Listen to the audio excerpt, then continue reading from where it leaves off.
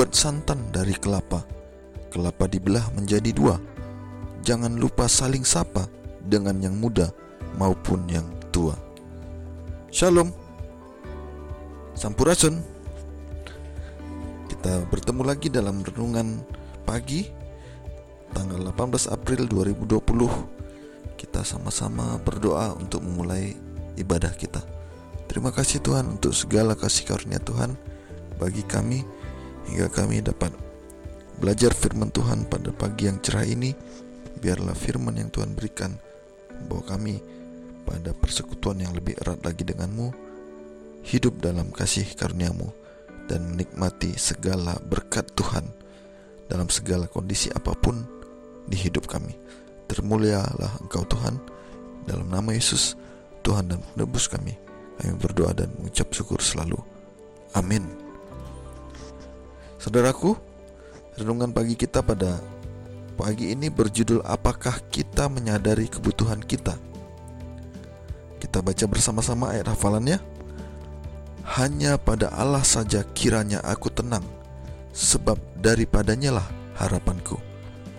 Mazmur 62 ayat 6. Sebagaimana kita memerlukan makanan untuk mempertahankan tenaga fisik kita, begitu juga kita memerlukan Kristus, roti dari surga, untuk mempertahankan kehidupan rohani kita dan memberikan kekuatan untuk melakukan pekerjaan Allah. Sebagaimana tubuh terus-menerus menerima makanan yang mempertahankan kehidupan dan kekuatan, begitu juga jiwa harus senantiasa berhubungan erat dengan Kristus, berserah kepadanya dan bergantung sepenuhnya kepadanya. Sebagaimana pejalan kaki mencari mata air di padang gurun, lalu menemukannya dan memuaskan dahaganya, hendaknya begitulah dahaga orang Kristen untuk memperoleh air murni kehidupan yang bersumber dari Kristus. Sementara kita memandang kesempurnaan tabiat juru selamat kita, kita akan lebih rindu diubah dan dibarui sepenuhnya dalam citra kesuciannya. Semakin kita kenal Allah, semakin tinggi cita-cita tabiat kita, dan semakin sungguh-sungguh kerinduan kita untuk memantulkan citranya. Unsur ilahi digabungkan dengan unsur manusia apabila jiwa mencapai Allah, dan hati yang rindu dapat mengatakan, hanya pada Allah saja kiranya aku tenang, sebab daripadanya lah harapanku. Mazmur 62 ayat 5. Jika engkau merasa perlu dalam jiwamu, jika engkau lapar dan dahaga akan kebenaran, ini adalah bukti bahwa Kristus telah menempa dalam hatimu hal-hal yang tidak mungkin engkau lakukan sendiri, supaya Dia dapat melakukan bagimu melalui anugerah Roh Kudus. Kita tidak perlu memuaskan dahaga kita di sungai-sungai yang dangkal, karena sumber besar adalah di atas kita, yang airnya berkelimpahan, dapat kita minum dengan bebas jika kita naik lebih tinggi sedikit pada jalan iman. Firman Allah adalah mata air kehidupan. Apabila engkau mencari mata air hidup ini melalui Roh Kudus, engkau akan dibawa ke dalam perhubungan yang erat dengan Kristus. Kebenaran-kebenaran biasa akan menyatakan diri kepada pikiranmu dalam suatu aspek yang baru.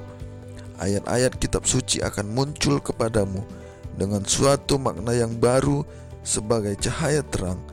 Engkau akan melihat hubungan kebenaran-kebenaran lain dengan pekerjaan penebusan, dan engkau akan mengetahui bahwa Kristus tengah memimpinmu, guru ilahi berada di sampingmu.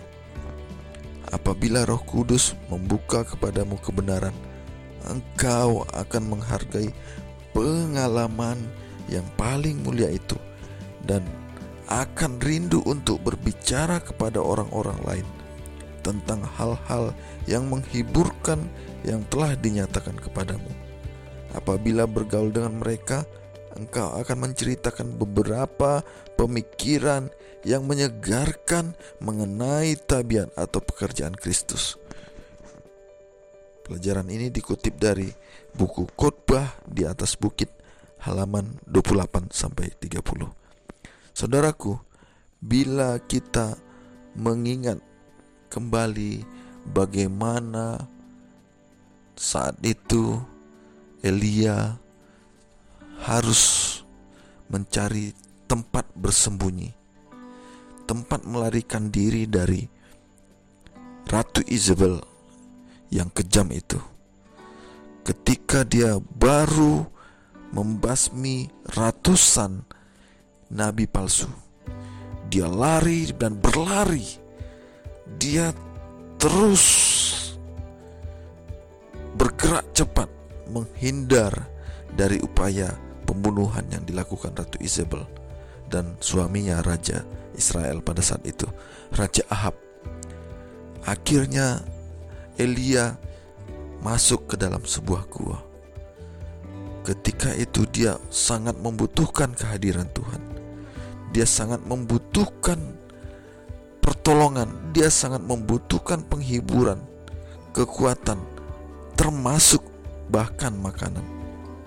Dia sampai hampir meragukan keberadaan dan kuasa Allah yang luar biasa.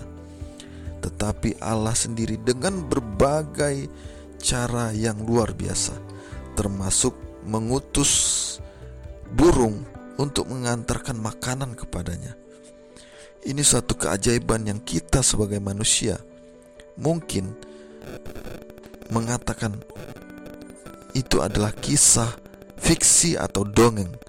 Tetapi kejadian Elia di dalam gua, diberi Tuhan hujan, makanan dan minuman, keselamatan, istirahat yang cukup, adalah suatu fakta yang nyata bagaimana Allah hadir dalam hidup Elia sepenuhnya baginya untuk menghibur dia.